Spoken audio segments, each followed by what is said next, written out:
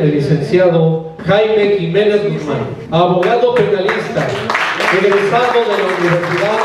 Autónoma Nacional de México, la Casa Máxima de Estudios Universitarios. Un fuerte aplauso para el licenciado.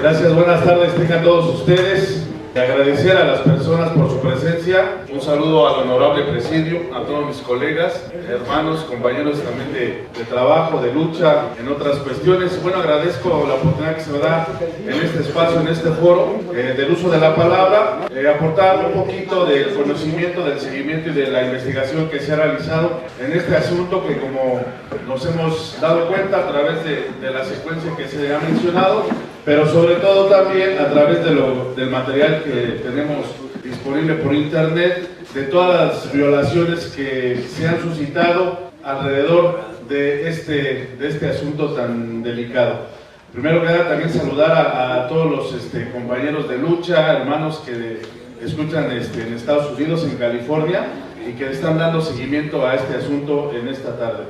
Bueno,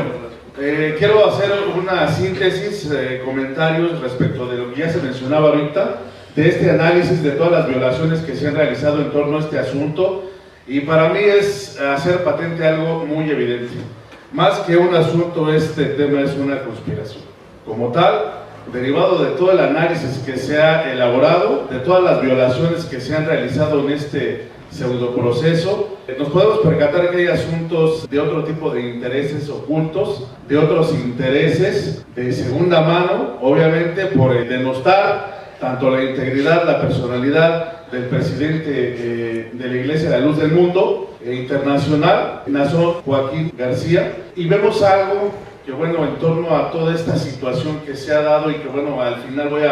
a hacer un comentario al respecto, la situación mediática que se ha llevado en torno del asunto, que ha sido como tal una situación mediática para denostar la integridad del presidente, para menoscabar su integridad, y que ha sido una violación entera a todos sus derechos humanos y garantías individuales que se dan en el caso de México, respecto a la forma de cómo se llevó todo este mal proceso, porque no lo podemos llamar un debido proceso o un proceso legal, por todas las violaciones que ya se han mencionado. Y obviamente algo importante, que en el caso de las leyes mexicanas existe el principio de publicidad,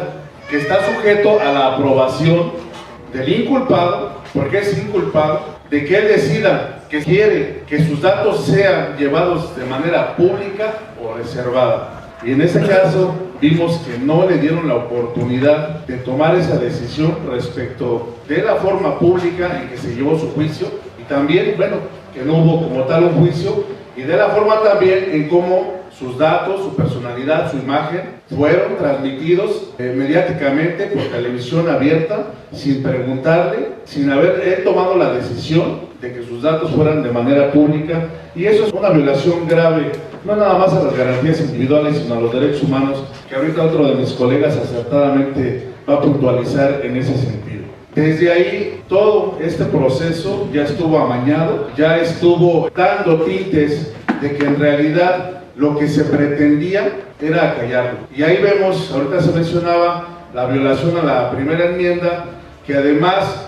homologarlo con nuestras leyes mexicanas es en el artículo 24 constitucional, la libertad de culto, y también en el 9º constitucional.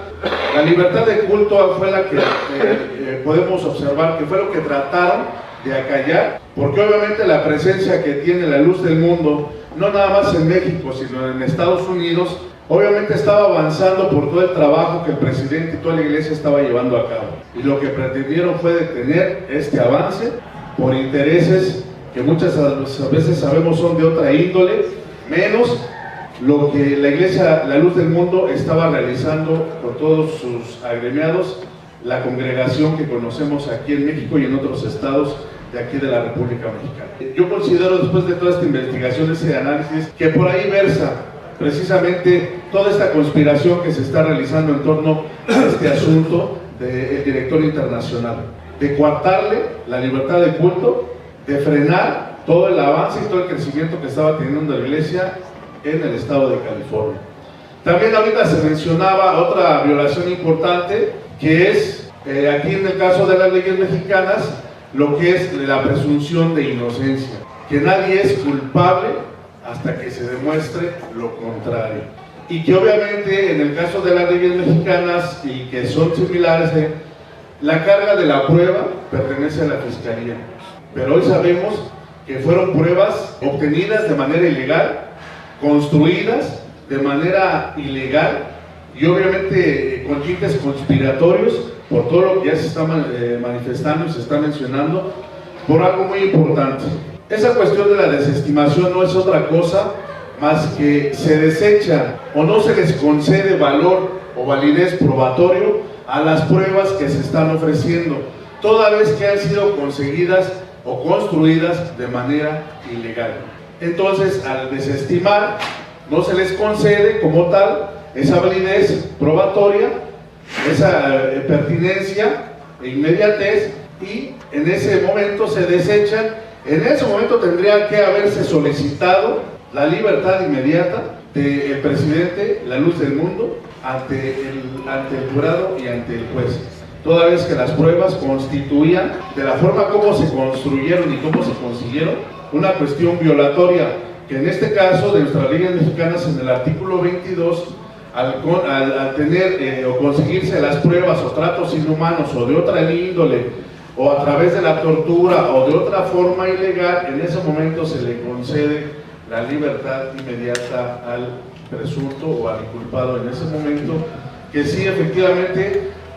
con fundamento en la quinta, sexta garantía que ahorita se mencionaba, al no concederle valor probatorio a las pruebas que obviamente no se presentaron, que también no se presentó a los testigos de manera asistencial en ese sentido, o presencial más bien dicho, que no hubo el careo como tal, que no se desahogaron también su testigo, como se hace en las leyes americanas, que es inclusive con juramento ante la Biblia, que todo ese proceso no se llevó a cabo, constituye una violación a la idoneidad de las pruebas que se ofrecen en un juicio de ese tipo. Algo importante también, que ahorita ya lo estamos escuchando, es, y haciendo una aclaración sin menoscabar, obviamente, solamente complementando y aclarando, que nadie puede ser juzgado dos veces por los mismos hechos. Al haber sido desestimadas las pruebas y todo el asunto, ya no tenían validez ni valor probatorio, ya no tenían como tal por qué haberse solicitado nuevamente, como ahorita se mencionaba, ya lo mencionaba mi compañero el licenciado Daniel, que nuevamente se volvieron a utilizar esos hechos para inculparlo nuevamente ante una corte federal por hechos que ya habían sido desestimados en dos ocasiones, ya se mencionaban ahorita las fechas, y que nuevamente están reactivando ese proceso de forma ilegal a través de utilizar estos hechos que ya se habían desestimado. Y aquí en nuestras leyes exactamente pues es lo mismo. Nadie puede ser juzgado dos veces por los mismos hechos, sobre todo que ya habían sido desestimados. Entonces, eso es una situación que vemos que se pasó por alto. No hubo imparcialidad tampoco por parte del juez, que aquí hay un principio, mis colegas lo saben, que es de mínima intervención por parte del juez, porque obviamente el que va a juzgar ahí es el jurado como tal, y el juez debe de tener una mínima participación en el proceso, toda vez que él solamente va a recabar las pruebas, va a cotejar la validez, la idoneidad de estas, para poder apoyarse con el jurado y emitir un veredicto. Que en este caso lo estamos viendo, la intervención del juez, la forma de inculparlo pues fue violatoria también al debido proceso, porque como tal, y esa parte, digo, la investigamos, la vimos conjuntamente aquí con mi compañero Daniel, vemos cómo se le denosta con esas palabras, que en ese momento, sin todavía emitirse una sentencia, ya se le estaba calificando como culpable, sin todavía haber un veredicto y sin todavía haber una sentencia, porque como tal en nuestras leyes mexicanas, pues todos tenemos el derecho a un debido proceso expedito, como se mencionaba ahorita, y sobre todo a ser vencido en un debido juicio con las pruebas idóneas y pertinentes. No antes de, no se puede emitir ningún juicio, ningún veredicto antes de que como tal hay una sentencia. Entonces todas estas violaciones, que no se presentaron las pruebas, que no se llevó un juicio expedito, que además se presentaron a destiempo por la información que ahorita se manejaba, hasta cuándo se presentaron y se dio toda esta información ya a destiempo, que bueno, ni siquiera se presentaron como pruebas supervivientes, que igual es un concepto jurídico que aquí se maneja en nuestro derecho mexicano, que solamente así se puede admitir una prueba a destiempo cuando es una prueba superviviente, que es aquella o que se desconocía o que como tal no se tenía conocimiento y que se puede ofrecer a destiempo por esas situaciones, nada más que aquí como tal no se llevaron a cabo. Otra de las cuestiones que se mencionaba, que fueron fuertemente violentadas, pues también la octava enmienda que se mencionaba ahorita, del excesivo de monto que le fijaron como fianza y como multa. La octava enmienda menciona algo también de tratos que se homologa aquí, que son de tortura o inusuales. Y el trato que se le dio al presidente internacional de la luz del mundo fueron totalmente inusuales. Ahorita todo lo que se mencionaba no se había visto en algún otro proceso, con algún otro detenido en el estado de California. Fueron inusuales. Obviamente fueron violatorias por todo lo que ahorita ya se mencionaba. Todo este análisis, toda esta síntesis, nuevamente quiero mencionar algo importante, que tuvo mucho que ver. Y ahorita por lo que se mencionaba y que también quiero hacer un exhorto, una invitación a que efectivamente busquemos investigar más información, una segunda opinión, como a veces se dice en otros ámbitos de conocimiento, una segunda opinión. No nos podemos quedar por lo que un solo medio, una sola persona dice o afirma, no nos podemos quedar con esa sola criterio o posición. Tenemos que investigar, tenemos que buscar, porque ahorita se está dando un fenómeno que a veces no nos damos cuenta, que es precisamente la mediocracia, que el día de hoy como se le conoce, que es la cuestión mediática. El día de hoy se está convirtiendo en mediocracia. ¿Y eso qué quiere decir? Que a veces un fake news tiene más impacto que una verdad y que unos argumentos bien postulados, bien ofrecidos, tiene mucho mayor peso ahorita un fake news, una noticia falsa, que unos argumentos. Ojo, y en ese sentido nos estamos convirtiendo solamente en consumidores de información y no estamos haciendo un análisis, un estudio, y no estamos desarrollando una racionalidad para poner en práctica el criterio y entonces poder emitir una posición con argumentos válidos y, si es necesario y si es posible, hasta científicos. Y eso es lo que está realizando ahorita la mediocracia con este tipo de información. Y esto fue lo que se utilizó en el caso del presidente de la Iglesia La Luz del Mundo. En ese, yo le llamo, chicanearon el proceso, en ese proceso ilegal, lleno de violaciones, que no tuvieron las pruebas suficientes, ni idóneas, ni pertinentes para poder juzgarlo, y se emitió una sentencia totalmente violatoria a todos sus derechos humanos y todas sus garantías individuales. Además de todo eso, menoscabando, denostando y descalificando su prestigio, su reputación y su integridad como persona, que es una cuestión sumamente importante en la cuestión de los derechos humanos, porque después de la vida está nuestra integridad física y psicoemocional. Entonces, eso fue lo que se utilizó, porque la información, hoy lo sabemos, fluye a una velocidad impresionante, que a veces no nos da la oportunidad ni siquiera de poder detenernos para poder racionalizar o razonar, para poder fundamentar, emitir un juicio, un criterio y tener una posición. Ese tsunami de información que el día de hoy vemos en las redes sociales, en este tipo de medios, no nos da la oportunidad a veces de detenernos, hacer una pausa y poder, como se decía ahorita, poder emitir antes de juzgar. Entonces, sí exhortar precisamente a eso, a hacer una investigación profunda, a defender con conocimiento de causa la posición que debe de tener toda la congregación y toda la iglesia, y utilizar con buenos propósitos y con buenos fines este tipo de espacios para fijar la posición. Esto debe fortalecer precisamente al interior de la iglesia, al interior de la fraternidad, la cohesión, porque nos estamos enfrentando a una conspiración en ese sentido, no nada más, y eso lo estamos viviendo en el caso, en el asunto del líder de la iglesia, sino es una situación que estamos viviendo a nivel mundial para menoscabar la racionalidad, el pensamiento crítico de los seres humanos y que nos hagamos únicamente personas consumidores de información y de productos, y eso no nos permite reaccionar, no nos permite tener ese discurso que puede ser obviamente productivo para todas las causas sociales. Es importante que no se determinen este tipo de espacios, es importante que sigamos comunicándonos cara a cara en este tipo de espacios para tener un análisis más profundo, una investigación más verídica, para que en este tipo de asuntos alcemos la voz y no lo permitamos, porque además de ser un líder es nuestro compatriota y que muchos están pasando por esa situación de violaciones, muchas veces por discriminación, por condición de raza, de idiosincrasia, de ideología, y que están viviendo este tipo de discriminación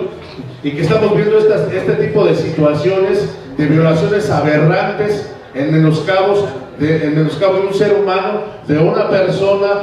que está siendo propositiva en la cuestión de los valores de la familia y de muchos otros valores que se han perdido al interior, y él como líder está tratando de rescatar, y esa es precisamente la lucha. Estamos contra un gigante de la conspiración para desmembrar precisamente este tipo de causas nobles, para empezar por la familia, para empezar por los valores como sociedad, como valor de seres humanos ante todos como tal, que es el principio natural y posteriormente positivo de la vida, de la integridad, y que estamos viviendo desafortunadamente con el líder este tipo de situaciones. Entonces es momento para que se unan las filas, para que la iglesia se fortalezca, para que ahí se vean los cimientos que tiene esta iglesia, que tiene este movimiento, lejos de causar divisionismos, más se debe de unir en este momento para precisamente mandar toda esta energía, mandar toda esta voz, que sea una sola voz, solicitando que se haga justicia en todo este lamentable asunto ilegal, violatorio, que no hubo ni siquiera un debido proceso para una justicia, como se menciona, expedita, y que sea verdadera y real, realmente por la que tiene que estar sujeto cualquier ser humano y que tiene derecho. Entonces, que sea un solo grito de exigir precisamente la libertad inmediata del líder de la Iglesia La Luz del Mundo, el director Naasón Joaquín García, por todas las violaciones que hubo en este ilegal proceso, y que seamos una sola voz, que sea una sola voz para que se escuche fuerte y que pueda traspasar esas fronteras, que no haya idioma, que no haya ninguna situación que pueda detener a esa sola voz. Gracias, es cuento.